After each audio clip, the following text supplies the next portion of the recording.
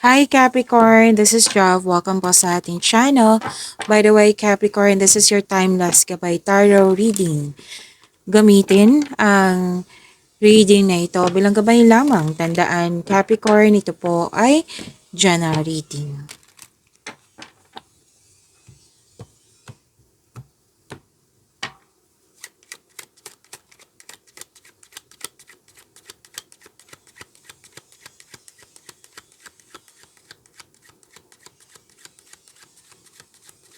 Mga parating po para kay Capricorn.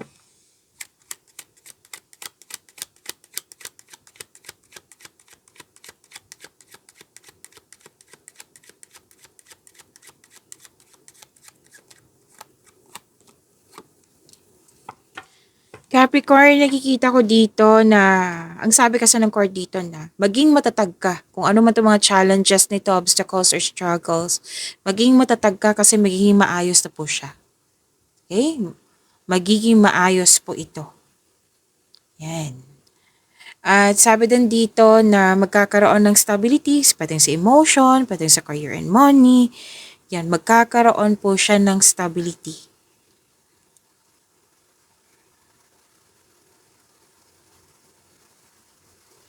At sabi din dito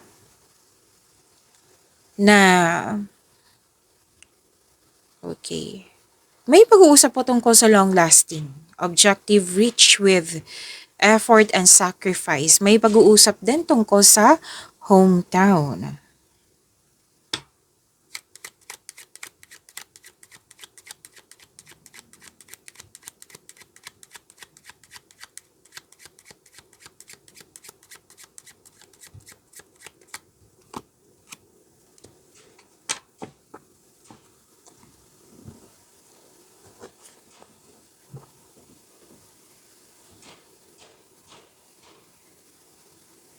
Okay. By the way, baka may narinig kayong ingay sa background ko. May construction po yung kapitbahay namin. So, hindi natin kontrolado yan. Pasensya na po. Ang tanging gawin natin is makinig ng mabuti sa mensahe para may makuha kayong gabay ngayon. Okay?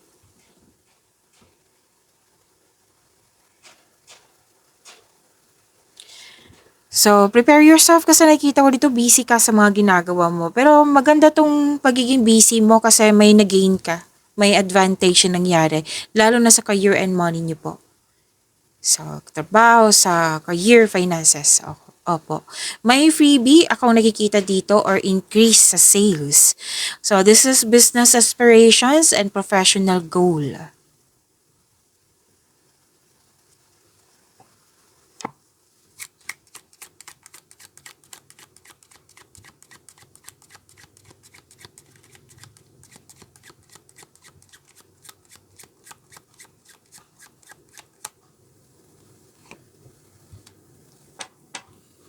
Okay, may nakita ko dito na gustong maging wife, gustong magkaroon ng kasal. Yan. Pwede din po nagkaroon kayo ng disconnection, unresolved issues sa isang married woman. Na pwedeng naalala mo to. Mm,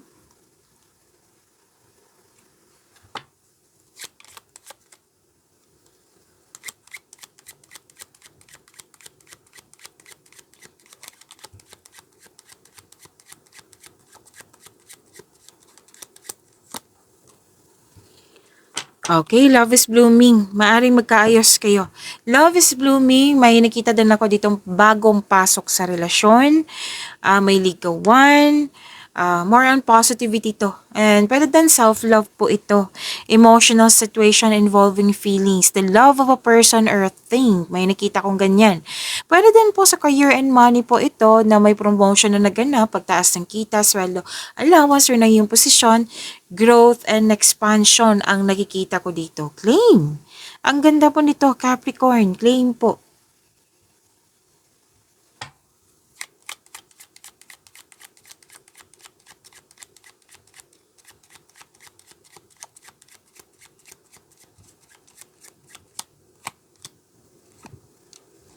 Ang ganda naman. May nakita ko new journey dito, pwedeng travel, bakasyon, adventure, or may invitation na kailangan mong pumunta. Tapos sa new journey na ito, may self-discovery na mangyayari or progress po. So, nakikita ko naman dito na hindi sa labag sa loob mo itong new journey na ito. Kumbaga, in-embrace mo itong new journey na ito. Okay? May change of position or status, may maraming ginagawa si Capricorn. May relocation din po ha. May pag-uusap tungkol sa transportation. May nakita akong car dito.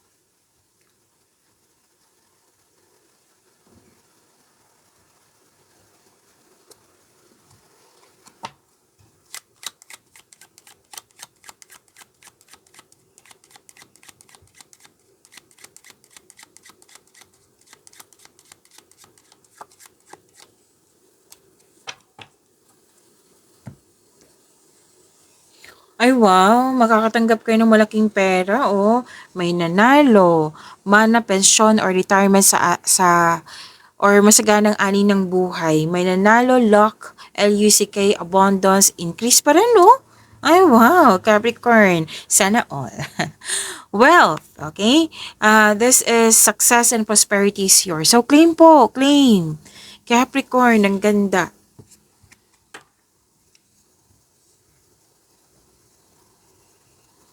Okay, may nakita ako ditong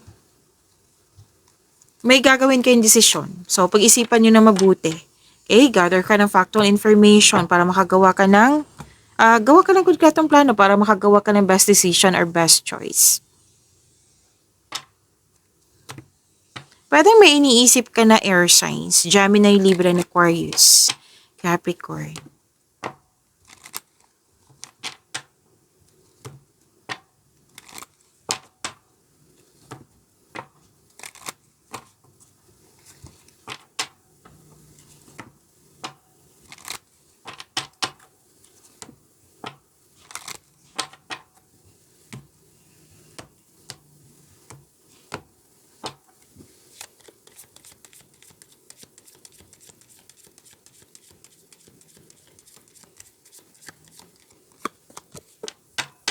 Archangel message pa from Archangel Michael. Wow. Sabi po dito, crystal clear intentions. Be clear about what you desire and focus upon it with unwavering faith. So sinabi dito na pag-isipan na mabuti, kailangan mo ng time for reflection. Okay? Kasi may desire ka. Pwede din nagkaroon ka ng hesitation, doubt, or fear na kailangan pong klarong-klaro like i-fix mo na kung ano talaga yung desire mo. Tapos mag-focus, bigyan ng action. And have faith. Okay? And i-maintain nyo po yung positive energy. Kumbaga, positive thoughts para ito yung ma-manifest mo. Lakasan mo yung faith at tiwala sa inyong sarili. Okay? So, claim nyo po ang message ni Archangel Michael.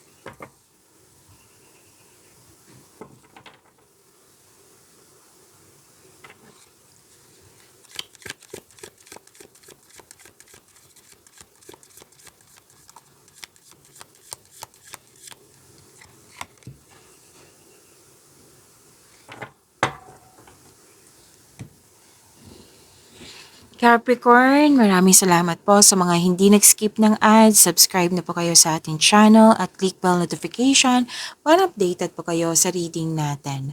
Para po sa mga gusto magpa-reading po, comment po kayo ng personal reading and check my reply sa comment section.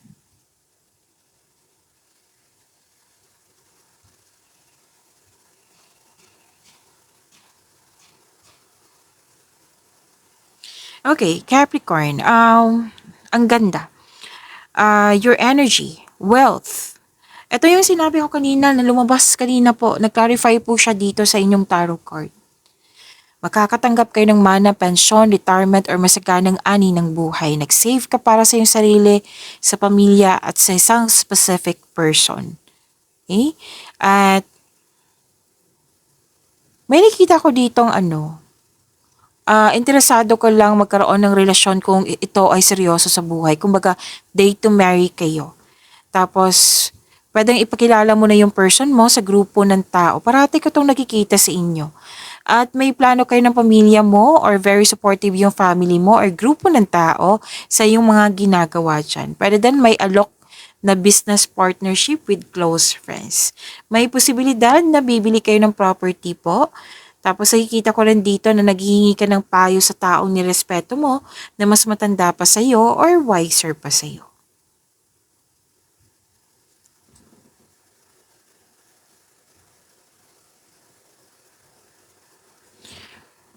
Okay. May ligawan. Oh, nag-clarify din siya sa tarot cards mo. Tandaan nyo yung ligawan? Oo. May ligawan, nagkagustuhan. This is destiny. Oo, may mangyayaring naka-destiny sa inyo. Masaya din ang yung couple dito kasi mahal na mahal nyo ang isa't isa at very supportive kayo sa mga ginagawa o plano nyo sa buhay.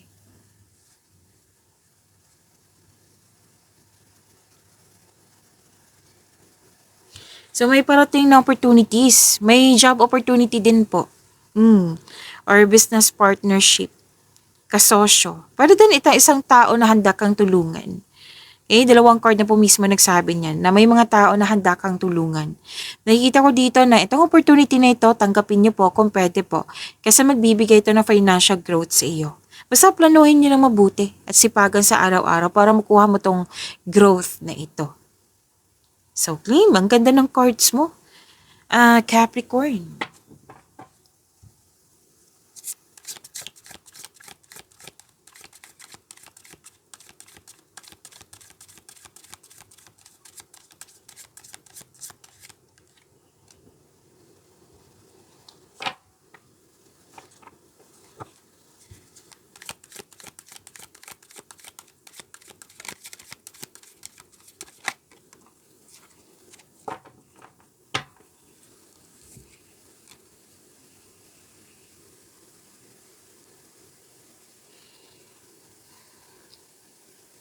Sa career and money po, Capricorn, sabi po dito, ang ganda din nito. Kasi may na-receive kayong blessings at naging generous kayo sa kapwa nyo. Yes, naging generous kayo. Abundant in life. Abundant in life, suporta sa inyong boss, mentor, or life coach, it will help move your career forward. So, tama tong gagawin mo. Na kasi sa kanina sa energy mo, may kausap ka, di ba? Mentor mo. Oo. May mga clarification nga ka dito. Tapos, very supportive sila sa iyo. Nakikinig ka sa iyong intuition?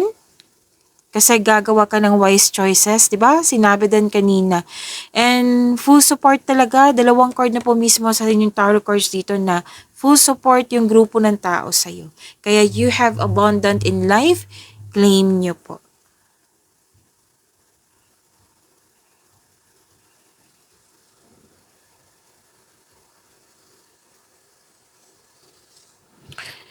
Umiwas po daw kayo sa toxicity.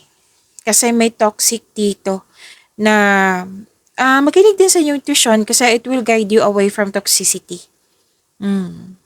Mag-ingat din sa response kasi baka sasabog. Oo, sabi nga ng card no, know when it is time to walk away from toxicity. Mas piliin talaga yung inner peace. Kung gusto mong kausapin, then improve communication. I-address mo yung hurt feelings mo.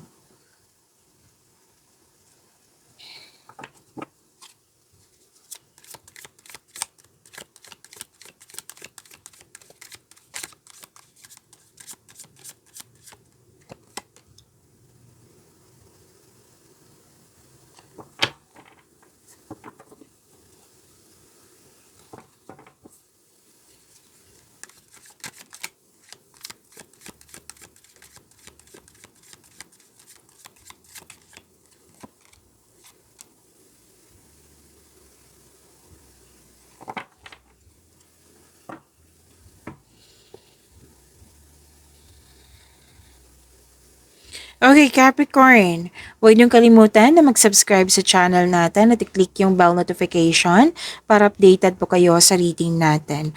At huwag niyo din kalimutan na panoorin niyo po yung second half of the month of April 16 to 30, 2026. Andito lang po sa channel natin. Hanapin niyo po. Scroll down niyo lang po. And by the way, Capricorn, nag-offer na po ako ng rush reading. Kung gusto niyo po, kung interesado kayo, comment down personal reading at antayin yung reply ko.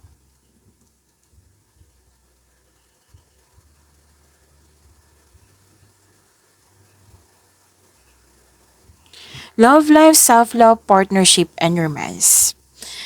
So, marami ako nakikita dito, isa-isahin ko. Capricorn. Nakita ko kasi dito na tumiwalag ka sa grupo ng tao or sa isang tao na pwedeng kaibigan, tumiwalag ka. Na pwedeng nagdesisyon ka nito kasi you want growth. Kung nagstay ka, walang mangyayaring growth. Yan. So, nag-decide ka dito na tumiwalag ka. Pwede din po end of contract ito or pwede din po na space, cool off, separation. Kanina ko pa to nakikita. Pwede din po nag-let go ka ng opportunity dahil sa hindi mo na kailangan.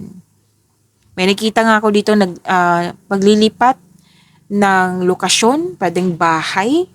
Opo. Basta po may movement ako nakikita dito kaya nagkaroon ng transformation. So growth always means leaving something behind. So sabi dito na may nakita ko dito na dating malapit sa'yo na nagkaroon kayo ng loss of connection at ngayon gusto makipag-reconnect. May energy din ako nakikita dito na pwedeng ikaw to na gustong humingi ng sorry. May energy din ako nakikita dito na some of you, kayo ay yung dating malapit sa'yo. Gusto niyo makipag-reconnect sa'yo.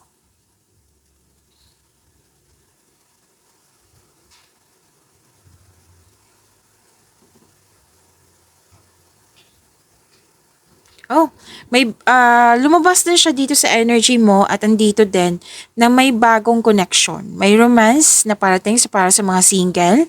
Maaring parating na ito or nasa harap mo na. Sa mga marelasyon, sa buhay mag-asawa, the couple is divinely guided. At sinabi din ng card nyo dito na soulmate mo siya.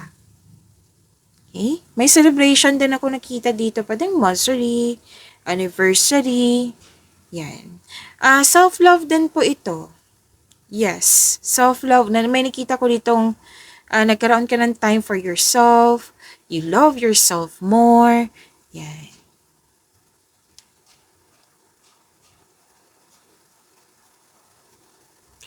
Okay, so sabi dito,